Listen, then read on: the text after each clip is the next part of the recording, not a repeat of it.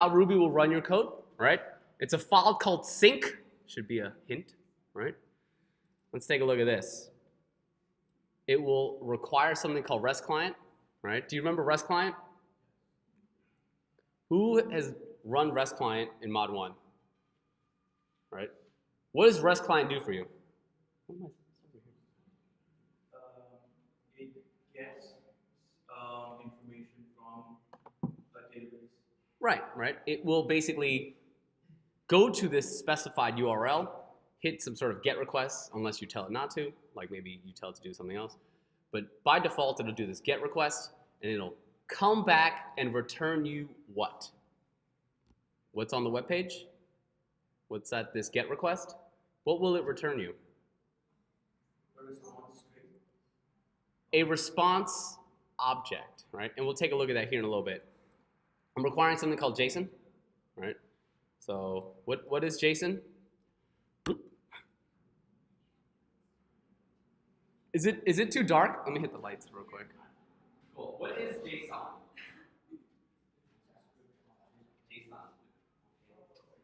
Somebody said it, yeah. It's JavaScript object notation, right? And what this is it just looks like a hash in Ruby, right? But in JavaScript, you know it as like an object. It is language agnostic, meaning if I was writing in Python, if I was writing in Java, if I was writing in any other language, I should be able to iterate through, right, a JavaScript-like object, right? Just looks like a hash. So in Ruby, I'll just like call it a hash. But really, it's just these key value pairs, right? Pry, best friend, right? Just for debugging purposes. And this is basically what the app's going to do. It's simply going to say, I'm going to take this quick nap, BRB. It's going to run sleep, right? Sleep is organic to Ruby, and all that means is this method is just going to pause the execution for X amount of seconds, right? So 5 seconds. Then it's going to put, cool, woke up from that nap.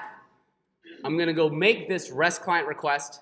I have something, a variable, called this Ron Swanson quote response, and it's going to execute this REST client.get that we talked about at this URL, and I'm going to pause it right here. Any questions so far on what's happening? Then it's going to say the request is complete, and it's going to parse this JSON, and then it's going to print this parse quote. Cool? How do I actually execute this code?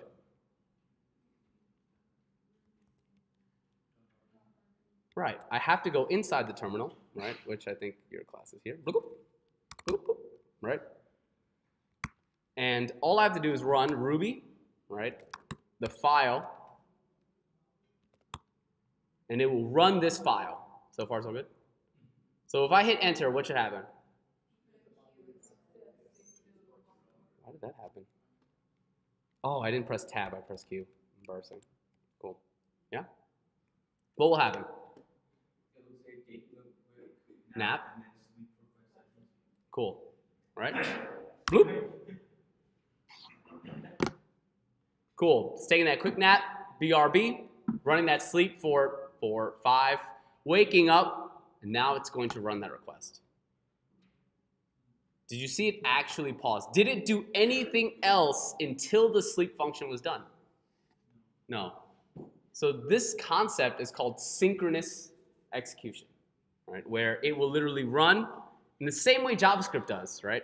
It will wait until it's done and then run the next line of code, wait till it's done, then run the next line of code. Cool? So what did I say this Ron Swanson quote response, this return value of this REST client.get will be? What should it be?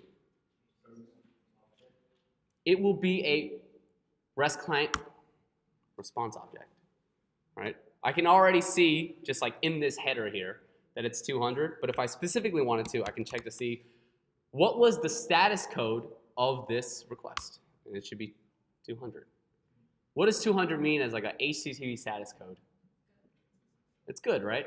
Versus like 300, which is that redirect we talked about in Mod 2, that render versus redirect conversation. And then the 400 series, which is what? Right, there's something wrong with the client or the server? The client, right? Like, kind of like your fault, so to speak, right? And then 500 is The server, right? So when GitHub was saying, hey, I'm running into some 500 status errors, is that your fault? No, GitHub is down, right? It looks like I barely have a little bit of this snippet. How would I get the data out of this response object? Right? I would use what I required earlier, the JSON, and then I would parse the Ron Swanson quote. Can I finish that? Dang, that's why I didn't finish. Swanson, cool, right? And what should I see? Not that you actually know the data, but what should I see? What type of return value will this be? Cool. It's actually whatever the response actually is. All right, so we can actually go here to this website, right? Because REST client is just doing this get for us, right? Do we know how to do gets? Yes, right? I just throw this right here and run my own get and see what I get.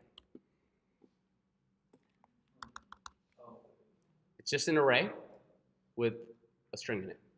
Sometimes you've probably seen, right, like reddit.com, right? Sometimes you get this JSON-like object, comes directly as like this like hash or object, and then it's all this like nested wild data, right?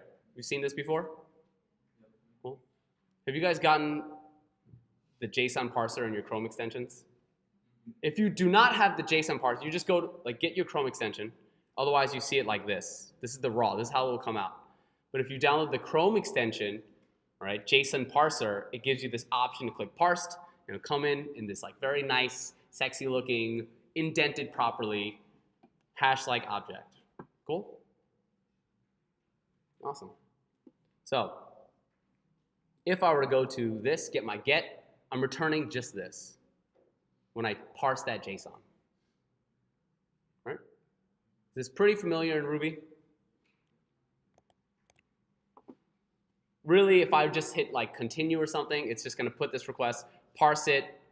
It's going to say, hey, I'm parsing it, and then it's going to like actually print it out. So let's see. We'll get rid of the pry. Run that Ruby file again. And line for line, you can see it. Puts taking nap. It's going to run sleep. It's going to come back with these two, run this get client, puts request complete, parse the quote, and then print it. And it says, just give me all the bacon and eggs you have. Have you seen the show? Wait. I worry what you heard was, give me a lot of bacon and eggs. What I said was, give me all the bacon and eggs you have. I know what I'm about, son. So, are there any questions to like what's happening in this Ruby code?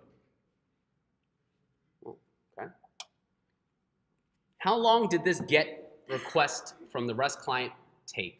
Can I time this request? Can I say something like, hey, when I do this REST client.get, it will take exactly 4.3 seconds. Or if I do this REST client.get with that reddit.json, it will take exactly 1.7 seconds. Can you time that perfectly? No, it's like this nebulous, unknown amount of time that this GET request will take, right? So it's kind of tricky. So now that you like really start to think about it, right? Let's take a look at how this might affect our users. It's a cool website that was built on Rails, right? Did you see that like loading on the bottom? There's like those 3 dots, and then more stuff came out. And then if I, oh look, 3 dots, more stuff came out. And then I just, 3 dots, more stuff came out. Did you see that? So is that because it's waiting to be launched or released, like, or executed, essentially? It's not waiting to be executed, right? What do you think is happening when I scroll to the bottom of the page? Those 3 dots tick, and then all of a sudden, like magic, I have more things on my page. You just take a wild guess as to what's happening. So he's calling an event, right? Isn't it being held then? Because it needs. It's not being held, right? Yes, exactly. So what's happening here is my user, remember JavaScript affects all the behavior on your website. right? So like any click handlers, anytime my mouse scrolls, anytime a button is clicked, anytime a form is submitted, I can then use JavaScript to do something. So wouldn't it be nice if I scrolled to the bottom of something, and then once I got to the bottom, I can then assume that users want more of this, right? Like for example, like you're on Instagram. Does it make sense for Instagram to preload 100 images or just like 18? And then when you like scroll to the bottom, it's like, oh, homeboy wants to stalk this person more. Let me just grab those images, right? Could be homegrown, it doesn't matter, right? The point is, it will recognize when you're on the bottom, right, through an event listener in JavaScript, and then it will make a new GET request to the server, ask for more information, and then just simply append it to your website. This is like the old way we used to do things. Ready? You remember this website right here? Not GitHub. GitHub. It's like really old website. It's built on Rails. See how long that took? But sometimes it loads super fast. Even if I'm hitting the same website, it could take a different amount of time to load. So if I were to go to something like Scheduler, which is like a great application you should definitely check out, I made a new GET request, and on the bottom I scroll, and I'm like, great, I want more. Cool, let me hit this next. What do you think will happen? Will it just automatically append onto my DOM, or will I make a new GET request and see a new view with all the new data that I want? Wow, look at this load. Weak, weak, right? That's not a great user experience, although it is very effective and it works, and something like GitHub would probably not maximize its benefit, but we do this all the time, right? We do this all the time. Does this website look familiar? I'm not sure if you guys use this often or not. No? I can look up something like Ajax. All right? Oh, wow, did not expect that. Probably should have screened this. But what if I scroll to the bottom? Will it automatically append new data? No. You must be really desperate when you're going to the page 2, right? If you don't find it on page 1 on Google, it's rough. So if I click this, what will happen? Will new data come immediately, or will it be a new GET request? New GET request, full page reload with all this new data. I have to re-render all the layout. Notice how if you look very quickly, very closely, this nav bar, the search bar has to reload. It will have to find my user again as I'm logged in. And then I'll have to render all of this. That's a lot of data, especially on the mobile, right? When we're talking about loading like kilobytes, megabytes on your phone, it's gonna make a difference about how fast something loads. And I wanna make sure I don't load anything I don't need to load. So every time I click this next, it has to load this header again, right? These tabs, everything. Instead, what I can do is, couldn't I just click this next button and append more data? Instead of doing this full page reload where I have to re-download the doc type, the HTML, the layout, the CSS again, all the script tags, it's a lot of data to download, right? So I can just make a request silently in the corner, get the data, and then just append it to the DOM once that data comes back in this like REST client.get. Yeah? So I just have a question. So I understand the whole like GET request Yeah. and rendering page, but for Airbnb, it wasn't as if we went to a new page. Correct. Same page. Absolutely. So then how is that doing the same thing as Google and GitHub if they are physically going to a different page? It is not. Right? And that's like a very good distinction that you made. It's not doing the same thing. We're not doing a full page reload. Remember, on this, as I scroll to the bottom, it just keeps going. Right? Even if I get to the bottom, you see how it just like jumps back up here? Watch this scroll. Bloop. Hit the bottom. Bloop. More. Remember those sound effects? So great. So it's not doing the same thing. It's not doing a full page reload. It's happening silently in the background. But notice, as this is happening, can I do anything else on my page? Like for example, if I'm doing this like full, if I click this, it will actually do both at the same time. It will open that new tab and still get my data. Is that action synchronous? No, it is what? By definition, right? Asynchronous, right? Yeah, cool. All right, so let's get back to this lecture real quick, all right? Just to go over, because I want to make sure you understand the objectives of this lesson. What I'm going to do is, bloop, bloop, bloop, bloop, bloop, right? And this README is amazing. All of Andrew's READMEs are amazing. So, like, go through them, right? Distinguish between synchronous and asynchronous code. Have we done that? Kind of, all right? Have the idea of this, like, difference, all right? We're going to talk about something called promises, right? Just scratch the surface on them. And then we're going to talk about something called dot then. And then I'm going to teach you something called fetch. Cool? All of this right here is going to be what we cover in the lecture. So you essentially, please review this, right? Just a refresher. The client makes a request, hits the server, the response comes back to the client. This folder over here is like Chrome. Cool? Sweet. So we finished the synchronous nature of Ruby. And now, back to mod 3, back to that JavaScript. I have an index that, actually I should say this, index.html, right? And all I'm doing is pulling in this index.js, right? So here, because sleep is not organic to JavaScript, we've just built this like built-in sleep function. It'll run exactly the same, right? It'll take X amount of seconds, 12 to the 8th power. That's fine. It's just like some random number, and it's going to sleep for kind of like that long, essentially, right? It's going to like pause your code, meaning it's going to run this until it hits the number that you put in, so to speak, right? It's going to log starting sleep function, very similar to this Ruby, almost side by side, scary, parallel, right? Where I'm going to sleep, and I'm going to sleep, and then it's going to log. And then I have this event listener that I talked about where I'm just going to click this button and all it's going to do is log the event of the click. Cool? So let's do that. How can I open up this JavaScript file? Do I just want to like JavaScript index.js? Right. I have to open, absolutely. I have to open the HTML file, right? Why the HTML file?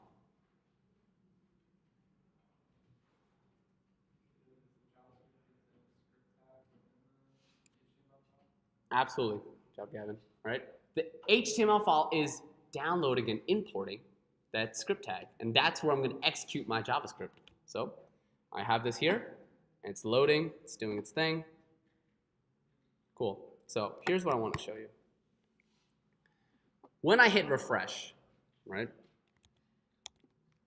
Bloop. We don't need this anymore. Bye, Rubyland. When I hit refresh, it's going to log this, sleep, and then log. Wow, that sleep took forever. Terrible experience, 1 star. While I'm clicking on the page, while sleep is running, am I going to see any of those console logs? No, right? Because again, sleep is going to run, and then it will run this. So if I hit refresh, let's take a look. Sleep, sleep, sleep, sleep, sleep, sleep, sleep. Sleep, sleep. Wow, that function took forever, right? So now what I'm going to do is I'm going to refresh, and while it's sleeping, I'm going to click this button just to see that it's essentially not going to fire until that sleep is done. So click, click, click, click, click, click, click, click, click, click, click. Then all of those events fire. Does that make sense? This concept of the interactivity of your browser not doing anything while a function is like executing or firing in the background is called blocking. Is anyone like confused as to when I say that this is blocking your application from running? Does anyone want to try to explain that to me? When I say, or you say, like, hey, that sleep function is blocking the experience of your application. G, what's up? You want to try it?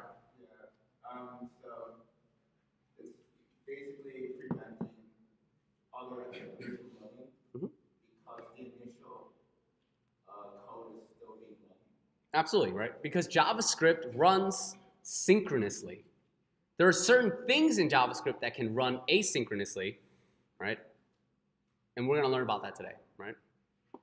So, wouldn't it be nice if, let's try to think. In this awesome web app, right? Remember this call stack? Wouldn't it be nice if I called a function here, right, that is doing this REST client.get, getting my data in the background. We don't know how long it's going to take. How do I get this off my call stack? Somebody said it earlier. It must, well, it's going to execute, but how do I pop it off the call stack? What ends the function? It must return, right? And then it can run, it'll pop it off the call stack, and then a new thing will run. Does that make sense?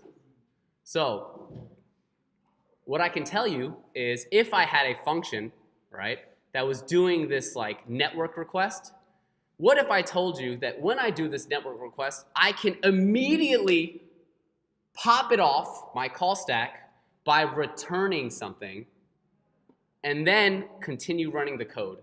Would that create a nice user experience? Right. And so what would you want to return though? Probably like just like an empty object, and then when the actual REST client, when that network request is done, and I have the data, come right back with that data. So this empty object that it's going to return in order to pop it off the call stack, in order to continue running new functions, is known as a promise, right? And that's just like such an aptly named object. So this promise is simply saying, hey, I'm going to return immediately, and then when my data comes back, I'm promising you that I'm going to do this fetch request, I'm going to do this like REST client.get, and when it's done, when it comes back with data, I will then give it to you, so that your code is not blocked. Cool? So, kind of said it by accident. How does JavaScript run the REST client.get? Very good, right? It fetches. So, fetch, and have you seen this before? And how would I write this fetch? That's so fetch. Stop trying to make fetch happen. It's not going to happen. Well, it should happen. Otherwise, this lecture will go nowhere. So, REST client.get just takes a URL, right? So fetch naturally will have to take some sort of URL. Let's take this Ron Swanson quotes real quick. Bloop, bloop. Cool. And remember, REST client.get runs that get, right? This fetch right now, what do you think it will automatically default to? Would it make sense for these fetches to default to post, maybe a put, patch, or delete? No, it would make sense that it defaults to what? Like a get, right? So if I do not pass it a second argument for this fetch, it will do get, but I can, however, pass it a second argument. It looked like a Ruby. Remember this from Rails? A little method action. And then I can simply tell it, and this is the tricky part, right? Here in these fetches, Andrew, you can correct me if I'm wrong, these have to be capitalized. If I do this like weak get, it'll break. It'll be like, actually it won't, because it won't understand it, then just default to get. So this will work, but anyways. The point is, if I wanted post, I have to capitalize it. So get into that habit, right? So this is going to be a get. So if you see this, it's just doing get, but fetch will also run just like that. Cool? Are there any questions as to how to pass in the optional method to this fetch request? Awesome. So I'm going to leave this in here for explicit sake. And all I want to do is see what this returns me, right? I'm not going to drop like a debugger or anything. I'm just going to console log this whole fetch just to see what comes back. Is that cool? So back to my Ajax. If I hit refresh, oh man, I'm gonna get rid of this sleep. So blocky, so blocking, much block. 1 star, cool. It looks like it returned exactly what I said, this promise, right? If I get rid of the sleep, do you think that promise will come back a little bit faster? Right, because it should return immediately from this fetch. So let's take a look. Wait. Oh, I didn't save. Embarrassing. Embarrassing. Boom, boom, boom, boom, boom, boom, boom. Refresh. That promise returns immediately in order to create a better user experience. Cool? Yes? Absolutely. I'm going to dive into it, but I like where your head's at. Thanks for leading me there. Yeah? So even though we see promise in the console, that doesn't mean that its function has been completed yet. 100% absolutely correct. Remember, the promise returns immediately so that the network request can run asynchronously, and then when the request is actually done, it'll come back. It's like, don't like my hair? Me neither. So, let's take a look at what's in this promise. Bloop.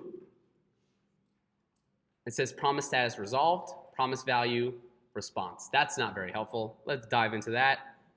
Look at all this information here. Do you remember when I did that REST client.get and then I dropped the binding and I simply checked the code? There are methods available to that REST client, and there are methods available to this promise object. Looks like status 200. Looks like it was good to go, right? This is the URL I went to. Do I have the Ron Swanson quote, though? In the headers, maybe. This proto, which you'll learn about in a little bit. Not today. It doesn't seem to be in here yet because it's just the response object. It's just the promise object. In the same way that I did not have access to the Ron Swanson quote in the REST client.get. I had to Json.parse it. So, in this fetch, right? Well, let me leave this real quick. In this fetch, bloop, bloop, in this fetch, what do I have to wait for? I have to wait until that fetch is done. It actually gets the data. So I can actually tell JavaScript to tell me, once you get the data, because you're going to return a promise immediately, right? But once you get the data, after that, then I want you to do something for me. Does that make sense? After this, then this. Return that promise immediately, and when you're done, then give me back the data that was like actually gotten from the request. So wouldn't it be nice if there was some sort of function called then? Powerful. JavaScript is like, not entirely, but it can be space agnostic, meaning I'm just doing the dot then here, the function, but for readability's sake, I can just go bloop, bloop. So there's no confusion as to what's actually happening, right? I'm just simply calling dot then on this fetch. So what do you think dot then will do? Does it push the data into the prompt? Well, kind of. You're close, right? So dot then. I'm literally going to tell it to do something. How do I get JavaScript or any language to do something? It must run a. So dot then probably accepts a function, right? So function action, right? In this function, right? What do you think is going to be inside this function? What should this function receive from this fetch? The response, right? So this function naturally is just going to get the response from the fetch, of course, right? So what we could do is, before we do anything, let's log that response. So bad today. Cool? Yeah? Let's take a look. Bloop. Oh, look at this. This is the log of the response. Notice how it does not say like promise pending, promise value. This is the actual response object now. This is the response object. Whereas before, when I console logged the fetch, I got a promise, like I said I would. This is the response object. And what do we do in Ruby with that response object? We JSON parsed it, right? Luckily for us, JavaScript object notation naturally should have some sort of built-in functionality about JSON. So I can call on this response object a method called JSON. And is it going to run right now? No, I got to drop the bananas, right? Cool? Cool. Sorry. Just, it's me. Hello. Not your favorite instructor. It's okay. It's Andrew. You know it is. Response value. Notice how it didn't say response. Now it says array. So let's take a look. Bloop, bloop. Whoa. It looks like it's in there, right? The actual text that I want. Right? What is it? Are you going to tell me a man? Oh my, all right, hold on. It's a random quote. I think Andrew ran into this last time. Okay, that's dark. That's dark, but not necessarily bad, right? So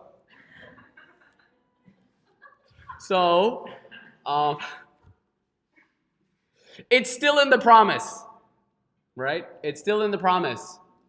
So if it's still in the promise, right, I need to get it out of this promise. Let's see. What can I do? Instead of logging it, can I return the response.json? Because that's what it is that I want, right? Where will this return go to?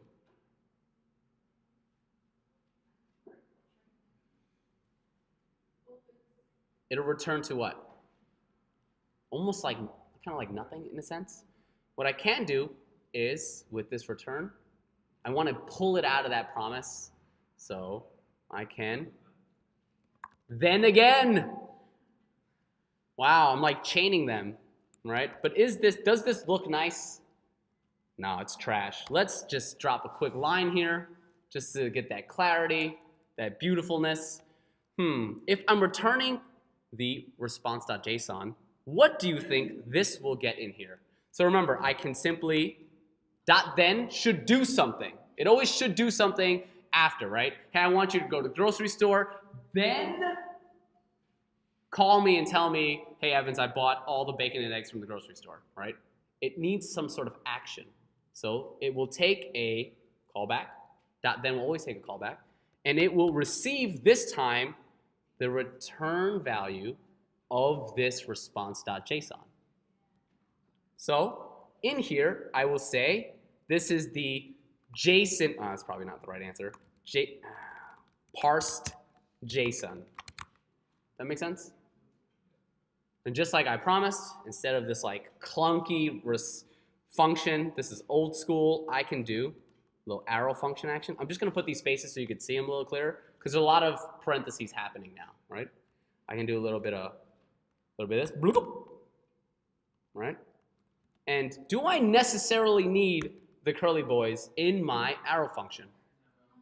Not necessarily, but if I use them, what do I have to put? So this, I miss you guys. You guys are smart class. Bloop, right? I'm just cleaning this up. Bloop. Cool. What's the first thing I want to do?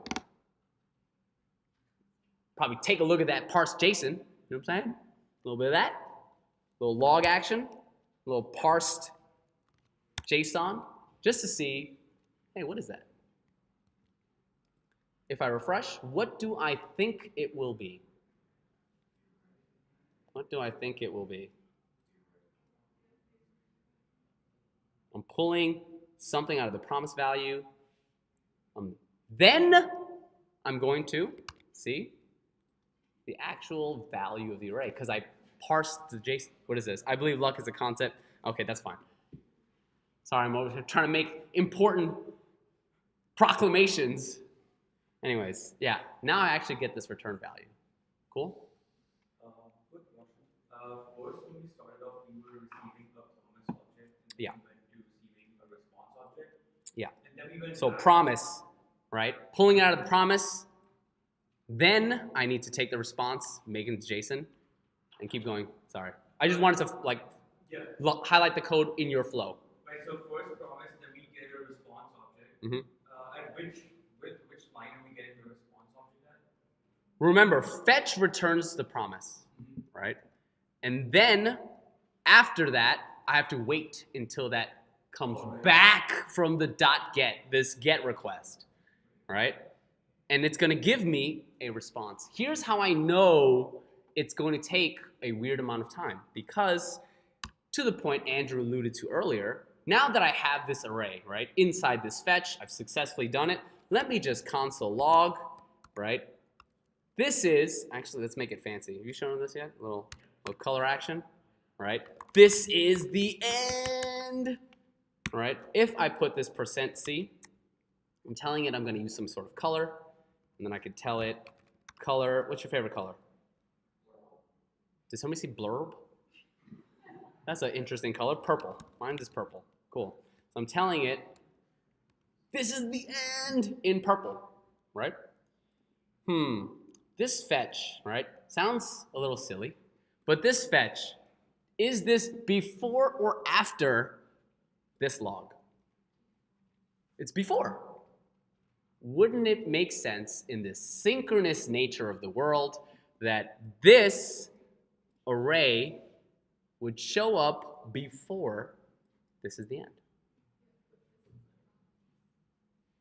So let's take a look to see what will come up. Bloop. Huh. 10-minute warning? Frick. It's fine. I'll move. Whoa! This came first. Why? Because it executed before the get request was completed. It did. That's exactly correct, right? So, that's actually correct. I'm going to like explain the whole thing in the story now, though, right? So, it runs this fetch, right? Immediately returns a promise. So, let's draw this out. Ready? Man, what a great drawing. Right? Remember, call stack, pancakes. The global execution context is top to bottom, right? So it's running the log, doing this, which we never click, so it never fires. Then is this fetch being invoked? Are the bananas there? Yes, it's being invoked. So fetch immediately goes on to the call stack, right? I'm going to put this like fancy F here because that's how functions look, right? And then what does it do? Returns the promise, right? So what happens? Pops off the call stack. And then in the global execution context, because this returned a promise immediately, what executes? Log. So I see log. Right? Going back. Interesting. You should have watched that video, and if you haven't, I'm going to try my best to sum it up because that guy's smarter than me. This is the call stack, right? This is the event loop. Right? So what's going to happen is, blah, blah, blah, blah. This function, loop. Oh, that was nice. Like that? All right, that's pretty good. Thank you. I'll try my best. Remember, the fetch will return the promise, pop it off the call stack. Now I'm going to go into the event loop. So, I wish I can like drag and drop, right? Now I'm doing, it's getting better and better. This is the get. Sitting in the event loop, right? It's like doing its thing, and then boom, it gets the data back. When does the data, right? So now it's done. D for data, right? When does this come back to the call stack? Only when the call stack is empty, right? Because the event loop is very polite. It's very nice. No cutsies, no ifs, ands, or buts. It will wait until there's nobody here. The global context execution is done, and then it will go, oh, here's that data, bloop, just for you. airborne. Cool? And then the data is then returned. Well, I should return this really, but bam, then it's done.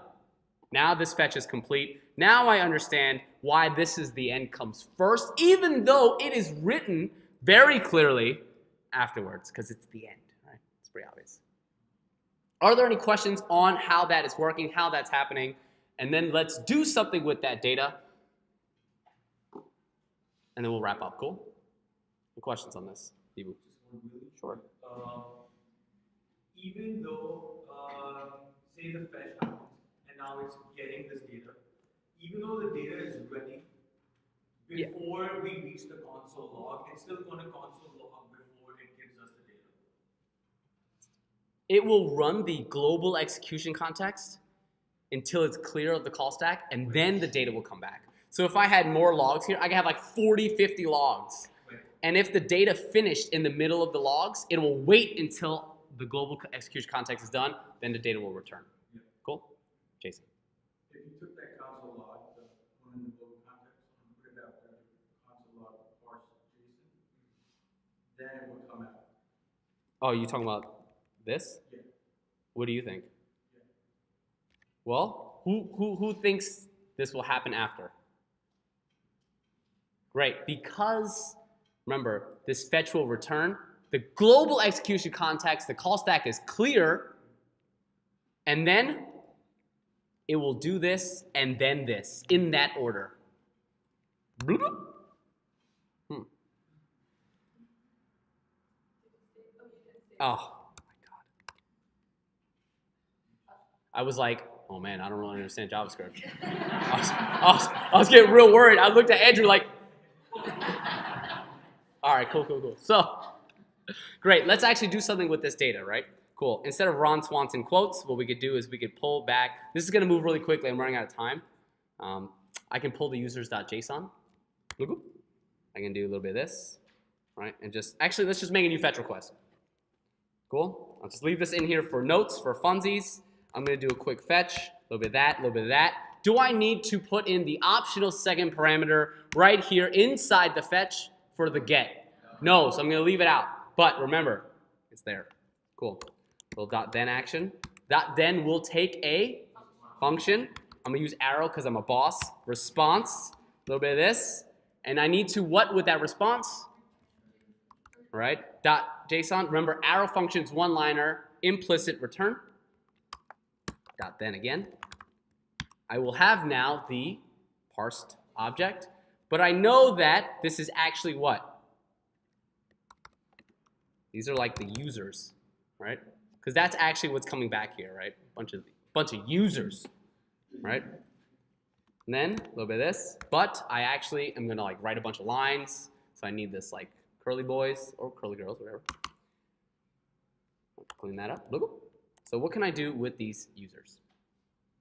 Well, I can do users dot data, right? It's gonna put me right here. Then I can do, inside this data, I can do children, dot children, right? So data, children, and then data again. It's a terrible API. Don't tell him, Reddit, I said that. Inside this data, I have an icon image, so dot icon image, and I should get what return value? Missing something?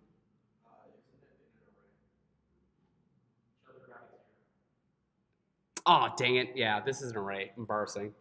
So dot children, it's an array. I need this first one.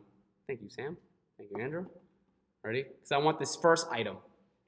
Then the dot data, dot icon image should give me what?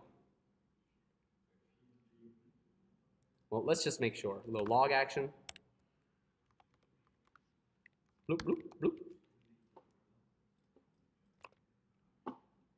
Bam. Sheezy. Right? So let's do this. Can I take, I don't know, a little DOM action, DOM manipulation action? What's this? Click button. It has an ID. Can I, right side, inside here, I have access to the data, right? You just saw the console log. Can I ask the document to give me the elemante with the click button ID. Oops. Bloop, bloop, bloop. What's that going to give me? Cool. And then I can simply do what with this? I could do that, right? But I can also change the inner HTML. And what I want to do is add to this. Do you remember plus equals from a little Ruby action? I'm simply going to add on to this with, how do I do string interpolation in JavaScript? Yes, dollar, but I need the backticks, right? A little bit of this. Remember, space agnostic. It don't care. I can do, and just add inside a little image tag with the source of users. Bloop, bloop, bloop. Can I close the image tag? What will happen? Bloop. Oh, that's right. Normally, this is where I go, it looked like a Ruby, right? Except it looked like a JavaScript.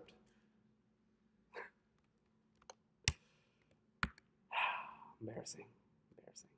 Bloop, bloop, bloop, bloop. Cool. Bloop, bloop. Wow. Powerful interpolation, right? So here's the thing about async and being careful. I just want to go over this quick bug. I'm completely out of time, but I will push my next lecture a little bit just for you guys. Heart, right? Can you Slack Dick and just tell him? All right, great, thanks. So here we go. How can I save this data? Can I go something like const, right? Some sort of like photo. I'm sorry. Whoa. I'm like thinking and talking at the same time, right? Const photo being the return value of this. Can I do that? Well, what do you think const is? Can I console log photo? Bloop, bloop. Promise pending. Remember, it came before this. Why? Why did this come before this?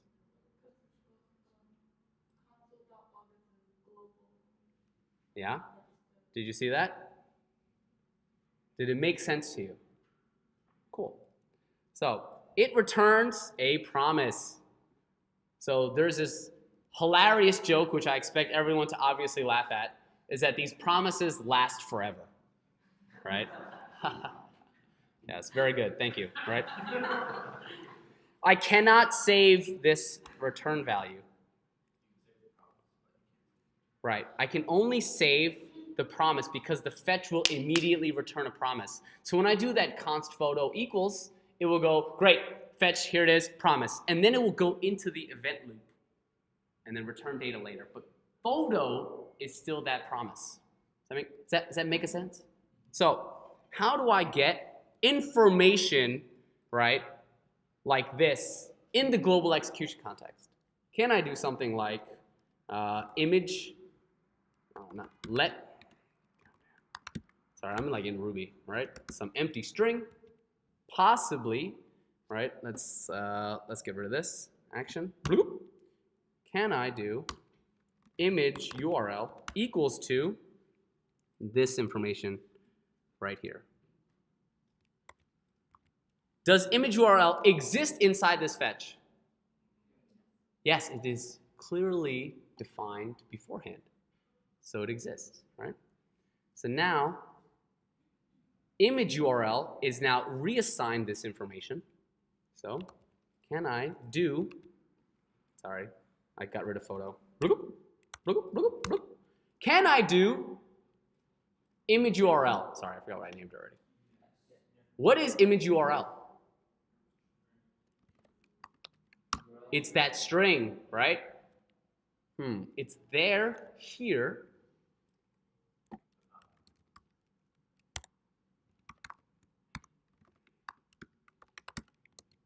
What is this?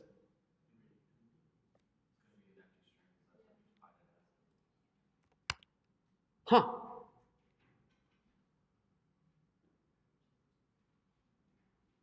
Well, let's do this. Let me actually put something here. Ready? This is beginning. Beginning. Right? Why is beginning here? This fetch ran. It should have set this and I logged it.